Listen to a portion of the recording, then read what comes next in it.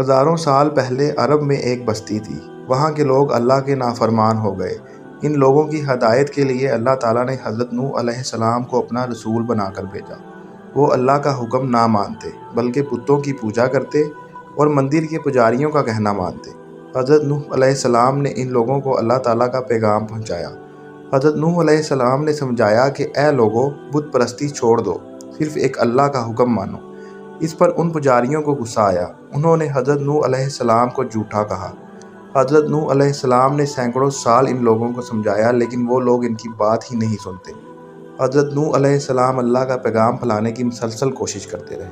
بہت سالوں کی کوشش کے بعد تھوڑے سے لوگ حضرت نوح علیہ السلام کی دعوت پر ایمان لے آئے اور ان کے ساتھی بن گئے۔ یہ دیکھ کر مندر کے پجاری حضرت نوح علیہ السلام کے دشمن بن گئے اور حضرت نوح علیہ السلام کو نقصان پہنچانے لگے۔ انہوں نے حضرت نوح علیہ السلام پر پتھر برسائے اور ان کو جان سے مارنے کی کوشش بھی کی۔ حضرت نوح علیہ السلام نے ان لوگوں کو بتا دیا کہ میرا کام تو بس یہ تھا کہ اللہ کا پیغام تم تک پہنچا دوں، اب ہدایت کی راہ پر چلنا تو تمہاری اپنی مرضی ہے۔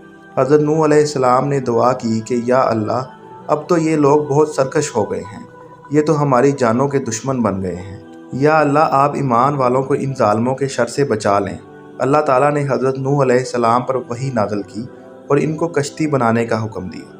حضرت نوح علیہ السلام نے جنگل کے درختوں کی مدد سے ایک بڑی کشتی بنانا شروع کر دی۔ کافر لوگ ان کا مذاق اڑانے لگے کیونکہ وہاں دور دور تک کوئی دریا یا سمندر نہیں تھا۔ کشتی بن گئی تو بارش شروع ہو گئی۔ اللہ کے حکم سے ایمان والے ساتھی بھی سوار ہو گئے اور ہر جانور کا ایک ایک جوڑا بھی کشتی پر سوار ہو گیا۔ بارش اتنی تیز تھی کہ آسمان کے ساتھ ساتھ زمین سے بھی پانی ابل رہا تھا۔ تیز ہوا چل رہی تھی۔ سیلاب کی خوفناک لہریں اتنی اونچی ہو گئیں کہ ان میں تمام نافرمان سرکش لوگ بھی ڈوب گئے۔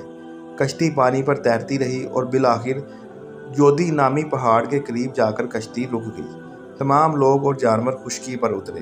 یوں یہ دنیا دوبارہ بسی۔